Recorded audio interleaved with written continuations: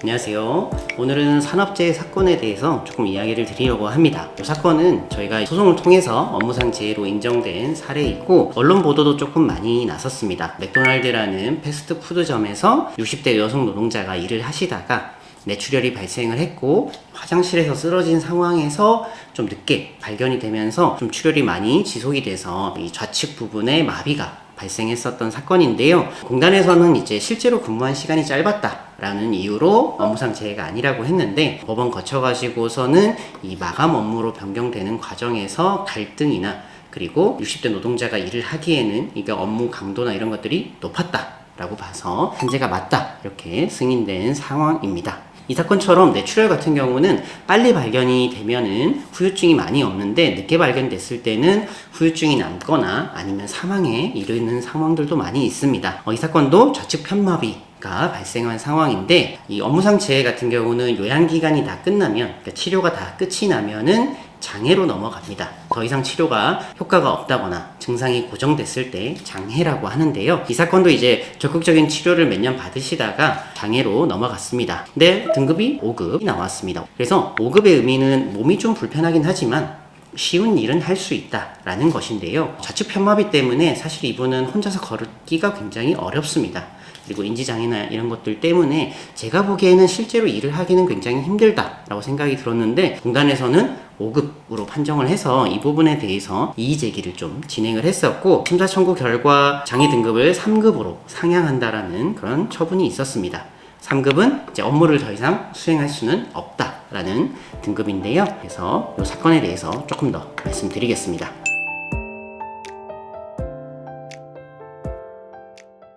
이 사건 재해자 같은 경우는 뇌출혈이 발생하시고 나서 4년 정도 요양을 진행을 했습니다. 그래서 이 좌측 편마비 때문에 대부분의 근력 등급이 1등급인 상황인데요. 1등급이 좋은 건 아니고 가장 안 좋은 그런 상황입니다. 능동적인 운동을 할 수 없는, 누가 이렇게 들어주거나 이렇지 않으면 움직이지 않는 마비 상태를 의미하는데요. 그래서 좌측 같은 경우는 대부분 다 1등급, 직접적으로 움직이기가 힘든 상황, 그리고 우측 같은 경우는 3등급으로 나와서 전체 5등급 중에서 한 중간 정도, 전반적으로 몸이 불편하신 상황인 거죠. 일상생활에서도 타인의 도움 없이는 생활이 어려우세요. 그래서 이런 부분에 대해서 적극적으로 이야기를 했음에도 불구하고 5급이 결정이 됐기 때문에 당연히 심사 청구를 제기를 했습니다. 좀 이해가 안 됐던 거는 공단은 아니 오른손은 움직일 수 있지 않냐, 양치 정도는 하시거든요. 그래서 쉬운 일이라도 할 수 있다 라고 판단을 했습니다.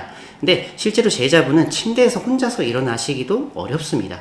근데 과연 오른손만 움직일 수 있다고 해서 일을 할 수 있다, 너무 좀 가혹한 판단이죠. 그래서 이 활동 보조인 없이는 일상생활도 어렵다라는 점들을 좀 적극적으로 어필을 하면서 이의제기를 했습니다. 이 사건에 있어서 이 이의제기를 할 때 좀 중점적으로 봤던 거는 첫 번째로는 이제 이 유사한 사건들을 최대한 많이 확인을 했습니다. 공단에서 심사 결정 사례들을 좀 다 확인을 했고 이 재해자분처럼 편마비가 있어서 1등급이나 2등급 정도의 MMT 등급이 나온 것들을 확인을 했었고 보니까는 이 상향된 사례들이 굉장히 많이 있더라고요. 그래서 이런 부분들을 좀 적극적으로 인용을 했습니다. 두 번째로는 이 재해자분이 어떻게 생활하고 있는지 잘 전달이 안 된 것 같아서 이 부분을 좀 상세히 말씀을 드렸습니다. 실제로 근로복지공단에서 장애 등급 결정할 때 3분 정도밖에 시간을 드리지 않습니다. 어디가 불편하세요? 손 한번 들어보세요. 다리 한번 들어보세요. 악수 한번 해볼까요? 오늘 아침에 뭐 드셨어요? 오늘 여기 어떻게 오셨어요? 이런 대화들을 하면서 근력 등급은 어떤지, 인지장애는 어떤지 이런 것들을 확인합니다. 물론 거기 모여 계신 분들이 정신과나 뭐 신경과 이런 전문가, 의사 선생님들이긴 하지만 너무 짧죠. 이런 부분들에서 확인되지 않은 일상생활의 어려움들을 최대한 좀 많이 강조를 했습니다. 그래서 하루 일과를 어떻게 좀 생활하시는지에 대해서 충분히 좀 더 자료를 제출을 했고 현재 활동보조 서비스라고 해서 이동하실 때나 일상생활 할 때 어떤 도움을 받고 계신지에 대한 그런 자료들도 최대한 좀 많이 제출을 했습니다. 그래서 결과적으로는 근로복지공단 심사위원회에서는 이 독립보행이 불가능하다, 그리고 인지 기능이 저하됐다라는 점, 그리고 뇌압의 상승으로 인해서 이런 운동 인지 장애가 계속 발생하고 있다 라는 점들을 모두 다 인정을 했고 평생 노무에 종사하기는 힘들다 라고 해서 상급 결정을 했습니다. 그래서 이 상급 같은 경우는 노무에 종사할 수 없는 사람, 이렇게 규정이 되어 있습니다. 최초에 있었던 5급은 당연히 말이 안 돼서 취소되어야 된다고 생각해서 시작을 했던 것이고, 이 법원 처분을 좀 바로잡을 수 있었습니다. 이렇게 장애 등급이 상향이 되면은 그 차액이나 이런 것들도 보상을 받으실 수가 있습니다.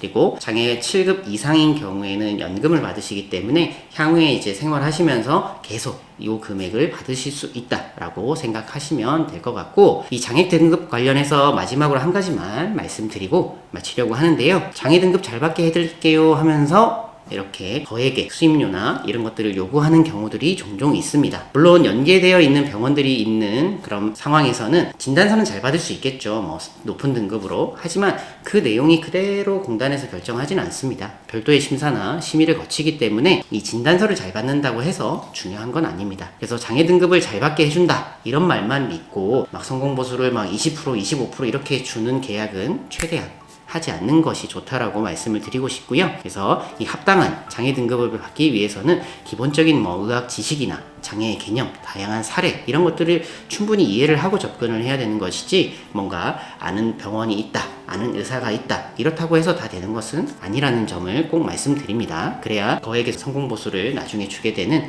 그런 문제가 발생하지 않기 때문입니다. 그래서 장애 등급으로 고민을 하고 계신다면은 영상 보시고 댓글 남겨주시면 제가 다 도움 드릴 수 있는 부분들은 남겨드리도록 하겠습니다. 네, 다음에도 유익한 내용으로 인사드리겠습니다. 감사합니다.